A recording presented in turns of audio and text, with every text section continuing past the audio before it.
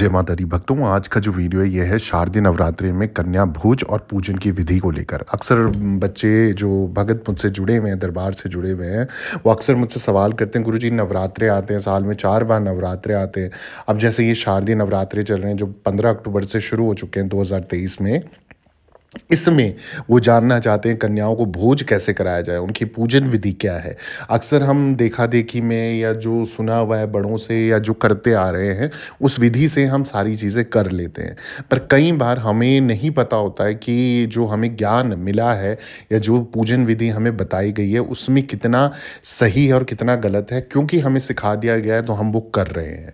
परंतु आज मैं आपके साथ इस वीडियो के माध्यम से एक ज़रूरी नॉलेज शेयर करना चाह रहा हूँ, क्योंकि कई लोग इसको जब पूजन विधि करते हैं तो कई लोगों से कुछ गलतियां हो जाती है और समझ नहीं पाते कि हमने तो नवरात्रि बड़ी अच्छे से करा था, हमने पूजन विधि भी अच्छे से करी थी, हमने कन्या पूजन भी अच्छे से करा, फिर भी माता ने हमें फल नहीं दिया। ये जो भी इच्छा लेके आप कर रहे हो वो पूर्णतः से आपको फल नहीं मिलता है। तो क्या कारण होता है, तो आइए जानते हैं। पहले तो पूजा विधि आपको पता होनी चाहिए, कन्या पूजन कैसे करना है वो पता होना चाहिए। उसके बाद ही आपको अपनी अष्टमी या नवमी मनानी चाहिए। अब जैसा मैंने बताया कि 15 अक्टूबर 2023 से शारदीय नवरात्रि का पर्व प्रारंभ हो गया है। 22 अक्टूबर को अष्टमी होगी और 23 अक्टूबर को नवमी होगी। जहाँ पर अष्टमी के दिन पारण होता है, वहाँ पर जहाँ पर नवमी के दिन उपवास खोला जाता है, वहाँ पर कन्या भोज और पूजन होता है। कई लोग इसे अष्टमी में ही कन्या भोजन करा देते हैं या कन्या पूजन कराते हैं, और कई जगहों पे नवमी में, यानी कि जब 9वां दिन होता है, तब ये कन्या पूजन और भोज होता है। कन्या पूजन को जो कुमारिका पूजन भी कहा जाता है। यदि आप भी कन्या भोज कराते हैं तो थोड़ी सी विधि आप जान लीजिए, मेरा निवेदन है। क्योंकि सही ज्ञान और सही मार्गदर्शन से अगर आप चलेंगे तो फिर सही फल भी मिलता है ना। तो मैं आपको बता देता हूँ कैसे कर सकते हो आप कन्या का पूजन। सबसे पहली बात जो ध्यान रखने वाली होगी कि कन्या भोज के पहले कन्या पूजन करा जाता है। इस दिन कम से कम 9 कन्याओं को आमंत्रित करके, धार्मिक मान्यताओं के अनुसार 2 से 10 वर्ष की आयु की कन्या कुमारी पूजन यानी कि कुमारी पूजा के लिए उपयुक्त होती है। ठीक है, तो इसमें ध्यान रखने वाली बात क्या है, एक तो एज का आप लोगों को खास ध्यान रखना है। 2 से लेकर 10 साल तक की कन्या हो गई, जिसको आप बुला सकते हो और कन्या भोज करा सकते हो, उसका पूजन कर सकते हो। इसमें कम से कम तो देखो, अपनी श्रद्धा अनुसार आप लोग चाहें तो 5, 7 या 9 कन्याओं को अवश्य बुलाएं। ठीक है, उससे ज़्यादा भी हो जाती है तो कोई दिक्कत नहीं है, क्योंकि कन्या पूजन इस समय पे बहुत महत्व रखता है। और जो हम नवरात्रि के 9 दिन व्रत करके, या जो भी पहले आखिरी या जोड़े में जो व्रत करता है, उस विधि से हम जब चलते हैं तो कन्या पूजन तो अति आवश्यक है, बिना उसके तो व्रत अधूरा है ना। तो कम से कम इस आयु का ध्यान रखना है, और जो आपकी लिमिट है कन्या को लेकर कि कम से कम इतनी होनी चाहिए, वो मैंने आपको बता दी है। अगली जो चीज़ है ध्यान रखने वाली, वो है सभी कन्याओं को कुश के आसन पर या लकड़ी के पाट पर बैठाकर उनके पैरों को पानी या दूध से धोना है। ठीक है, अगर आपके पास कुश का आसन नहीं है, आपके पास लकड़ी का पाट नहीं है, तो फिर अपनी श्रद्धा अनुसार एक चौकी तो आपके पास उपलब्ध होगी। अगर वो भी नहीं है तो अच्छे से, मतलब उनको बिठा के किसी आसन पे या किसी जगह पे, तब आप प्रेम पूर्वक पहले तो आमंत्रित करें उनको कि हे माँ, मैं आपको आमंत्रित करती हूँ, मेरे घर में प्रवेश करिए, मेरे घर में अपना स्थान बनाइए, और मैं आपका पूजन विधि करने जा रही हूँ, मैं आपका भोज कराने जा रही हूँ, मुझे आशीर्वाद दीजिए। जिस मनोकामना से, जिस इच्छा से मैं कार्य कर रही हूँ, ये नवरात्रि के व्रत कर रही हूँ, मुझे हर साल इस प्रकार का आशीर्वाद प्रदान करें और मेरा भोज आपका रखे जाए। तो आशीर्वाद स्वरूप जब आप आमंत्रित कर देते हो, उनको एक अच्छे से आसन में साफ सुथरी जगह पे बिठा के, और फिर आप उसके पैर धुल सकते हो कन्या के। दूध से धुल सकते हो या जल से धुल सकते हो, अपनी श्रद्धा अनुसार। फिर पैर धुलने के बाद उनके पैरों में महावर लगाकर उनका श्रृंगार करें, और फिर उनके माथे पर अक्षत यानी कि बिना टूटे हुए चावल, थोड़े से फूल, थोड़े से कुमकुम का तिलक लगाकर उनकी पूजन और आरती करें। क्योंकि स्वयं आपने माता को बुलाया। आप जब आप कहते हैं कि कन्या के रूप में जब आप माता को बुला रहे हो, नवरात्रि के विधि अनुसार जब कन्या पूजन आप करते हैं, तो आपको उनको माता के स्वरूप में देखते हुए, उनका जिस प्रकार से आप माता के लिए भाव प्रकट करते हो, उस प्रकार से कन्याओं के लिए आपको भाव प्रकट करके अच्छे से पूजन विधि करके उनको स्थान दिलवाना है। घर पे अपने। इसके बाद सभी कन्याओं को भोजन कराएं। अब भोजन में जैसा जैसा आपने जो भोज रखा हुआ है उसके अनुसार आप उनको भोज कराएं। साथ ही एक लांगुरिया यानी कि एक छोटा सा लड़का, वो भी 2 से 10 साल के बीच में, उसको भी बिठाना है भैरव के रूप में जो चलता है साथ में।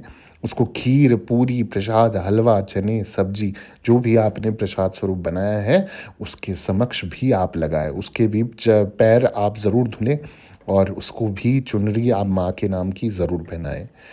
अब अगली चीज़ जो ध्यान रखने वाली है वो है कि भोजन कराने के बाद उन्हें दक्षिणा अवश्य दें। ठीक है, अपनी श्रद्धा अनुसार 5 रुपये हो गया, 11 रुपये हो गया, 21 रुपये हो गया, 51 हो गया, 101 हो गया, या जितना भी आप दे सकते हैं यथाशक्ति अनुसार। उसके बाद तो बेलिमिट आप पैसा दे सकते हो, है ना। दक्षिणा दे दी। उसके बाद उन्हें रुमाल हो गया, चुनरी हो गई, फल हो गया, खिलौने हो गया। बच्चे हैं तो खिलौने आप उपहार में देंगे तो ज़्यादा प्रसन्न होकर जाएंगे। खिलौने देकर उनका चरण स्पर्श आपको अवश्य करना है। ध्यान रहे, चरण स्पर्श आप दोनों हाथों से उनके पैर छुएं, अपने माथे पे लगाएं और उनसे बोलें कि अपनी पीठ में आपको 3 बार थापी दें, यानी कि थपकी देनी है आपको 3 बार, और आशीर्वाद उनसे ज़रूर लेना। उनके मुख से बुलवाना है या वो स्वयं बोल दे तो बहुत अच्छी बात है, वरना अपनी इच्छा के लिए जो भी आशीर्वाद है कि मनोकामना पूर्ति के लिए जो भी आशीर्वाद उनसे लेना है वो ज़रूर लेना है, 9 की 9 कन्याओं से, या जितनी कन्याएं आपने बुलाई है। ठीक है, अब जब ये सब हो गया आपने, तो उनके चरण स्पर्श करती, उनके बाद खुशी खुशी उन्हें विदा कर दो। ठीक है, कन्याओं को तिलक करके, हाथ में मौली बांध के, गिफ्ट और दक्षिणा देकर आशीर्वाद लिया जाता है, फिर उन्हें विदा किया जाता है। तो जो विधि है ना, कई बार हम स्टेप बाय स्टेप भूल जाते हैं और जल्दबाजी में, थकान में हमें कुछ ऐसी ज़रूरी चीज़ें हमें याद ही नहीं रहती। तो ये चीज़ें मैं विधि विधान से और स्टेप बाय स्टेप बता रहा हूँ, ताकि आने वाले समय पे जब भी आप अष्टमी पूजन करें, नवमी पूजन करें, तो आपको ये चीज़ें ध्यान रहे कि छोटी छोटी चीज़ें भी कितनी ज़रूरी है। कुमारी पूजा में ये बालिकाएं देवी दुर्गा के विभिन्न रूपों को दर्शाती है, जैसे कुमारिका, त्रिमूर्ति, कल्याणी, रोहिणी, काली, चंडिका, सनभावी, दुर्गा और भद्रा। कन्याओं की आयु 10 साल से ज़्यादा नहीं होनी चाहिए। अगली जो चीज़ ध्यान रखने वाली है कि साल की कन्या, 8 साल की कन्या कुमारी को पूजन से धन, 3 साल की त्रिमूर्ति को पूजन से धान्य, 4 साल की कल्याणी को पूजन से सुख और 5 साल की रोहिणी को पूजने से सफलता, 6 साल की कालिका को पूजने से यश, 7 साल की चंडिका को पूजने से समृद्धि, 8 साल की सांभवी को पूजने से पराक्रम, 9 साल की दुर्गा को पूजने से वैभव और 10 साल की कन्या को, सुभद्रा को पूजने से सौभाग्य की प्राप्ति होती है। तो कितनी अत्यंत जो खुशी की बात है कि आप इस आयु की अगर कन्या का पूजन करा दें, उनका पूजन कर दें, उनका भोग प्रसाद आप उनको प्रदान कर दें, तो कितनी सारी चीज़ें आपको आयु के अनुसार मिल रही हैं आशीर्वाद स्वरूप। तो इस आयु का खास ही ध्यान रखें कि जिस आयु की कन्या की आपने पूजन करी है, जिनको भोग कराया, तो उस अनुसार आपको क्या फल मिल सकता है। अगली जो चीज़ है क्या पूजा और क्या है भोज की कथा, वो भी मैं आपको बता देता हूँ। एक कथा के अनुसार माता के भगत निसंतान पंडित श्रीधर ने एक दिन कुमारी कन्याओं को भोजन पर आमंत्रित किया। वहां पर माता रानी कन्या के रूप में आकर उनके कन्याओं के बीच में बैठ गई। क्या था कि सभी कन्या तो भोजन करने के लिए चली गई, परंतु माता रानी वहीं बैठी रही।